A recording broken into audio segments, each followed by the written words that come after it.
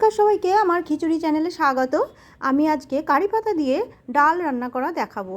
এটি খুব সাধারণভাবে রান্না করা, আমরা সবাই করতে পারি। এই যে সেদ্ধ করা ডাল, লবণ হলুদ দিয়ে, মুসুরির ডাল, আপনারা যে কোনো ডালই করতে পারেন। একটু জিরে ফোড়ন দেবো। আগে থেকে কারি পাতা আমি ভেজে উঠিয়ে রেখেছিলাম যাতে কারি পাতাটাও না পুড়ে যায়, হালকা ভেজে রেখে দিয়েছিলাম। এবার জিরে ফোড়ন দেওয়ার পরে আমি যে সবজিগুলো, গাজর, একটু রসুন কুচি, আর টমেটো কুচি, আর একটু বিট, এগুলো সবই আমাদের শরীরের পক্ষে উপকার। তাই আমি এগুলো হালকা করে ভেজে নিয়ে একটু লবণ দেবো, টমেটো, এরপরে সমস্ত যে কটা আমি দেখিয়েছি সবজিগুলো হালকা করে নাড়াচাড়া করে নরম হলেই আমি সেদ্ধ ডালটা দিয়ে দেবো।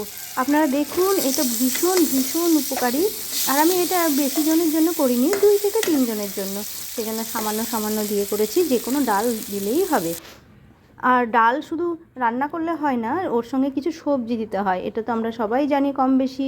সেই জন্য আমি হালকা হালকা করে একটু একটু সবজি দিয়েছি। এটা বাচ্চারাও খেতে পারে, আবার বড়রাও খেতে পারে, কোনো অসুবিধা নেই। একটু করে দেখো, এই দেখো ফুটে গেছে, কি সুন্দর রং হয়েছে। আর সত্যিই উপকারী, কারি পাতার উপকার যে কতটা, আর তার সঙ্গে যদি গাজর আর বিট পড়ে।